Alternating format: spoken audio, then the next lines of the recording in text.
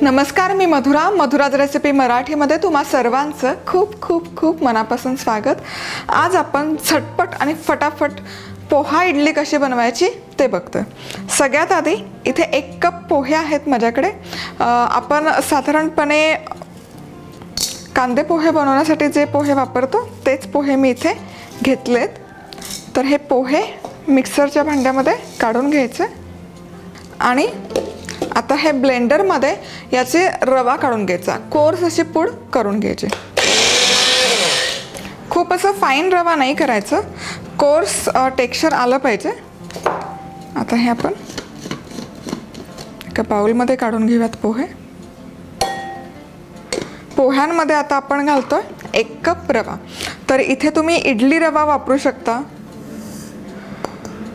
इथे मी हा उपम्याचा रवा घेतलाय, जाडसर असा रवा आहे, बारीक नाही आहे। हा रवा नसेल वापरायचा तर जसं मी सांगितलं इडली रवा पण तुम्ही इथे वापरू शकता। हे मिसळून घेऊयात दोन्ही एकत्र। मीठ घालायचं चवीपुरतं आणि आता यामध्ये आपण 1 कप दही घालतोय आणि हे आधी मिक्स करून घेऊयात एकत्र। दही व्यवस्थित मिसळून झालं की यामध्ये पाणी घालायचं आणि मिक्स करून घ्यायचं। इथे हे बॅटर तयार आहे। थोडीशी थिक कन्सिस्टन्सी ठेवायची म्हणजे मग इडली छान फुगते। साधारण 1.5 कप पाणी पुरेसं होतं या मेजरमेंटला। आता झाकण ठेवूयात आणि एक 15 ते 20 मिनिट हे बाजूला रेस्ट करायला ठेवूयात। चला तर मग इथे साधारण एक अर्धा तास मी हे बॅटर रेस्ट करून घेतलेलं आहे। आता यामध्ये आपण इनो फ्रूट सॉल्ट घालूयात अर्धा चमचा। इनो फ्रूट सॉल्ट जर तुमच्याकडे नसेल तर इनो फ्रूट सॉल्टच्या ऐवजी जेव्हा हे बॅटर तुम्ही बनवता तेव्हाच त्यामध्ये तुम्ही एक अर्धा चमचा खायचा सोडा घालू शकता किंवा अर्धा चमचाला थोडंसं कमी। आत्ता नाही घालायचं, इन दॅट केस सोडा तुम्ही जेव्हा दही आणि पाणी घालता तेव्हाच घालायचं।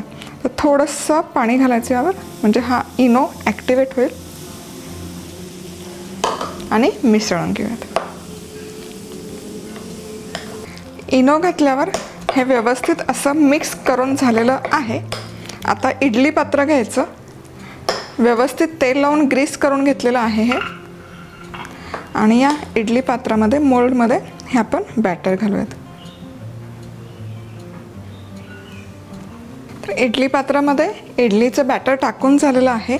तर साधारणपणे या प्रपोर्शनमध्ये 1 कप पोहे आणि 1 कप रवामध्ये 16 इडल्या व्यवस्थित होतात। तर जसं मी नेहमी सांगत असते इडली करताना हे जे मोल्ड आहेत ते क्रिस क्रॉस ठेवायचे म्हणजे ही जी इडली बनली आहे त्याच्या खाली दुसऱ्या इडलीचं मोल्ड नाही आला पाहिजे। तर इथे इडली कुकरला बेसमध्ये 1 इंच पाणी गरम करून मी घेतलेलं आहे।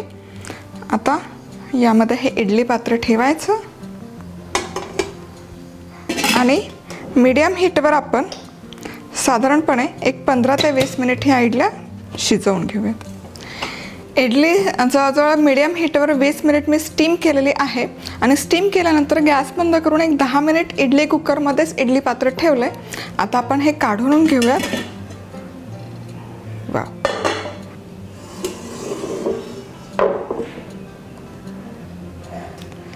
इडल्या मस्त फुगल्या आहेत, तुम्ही बघू शकाल इथे।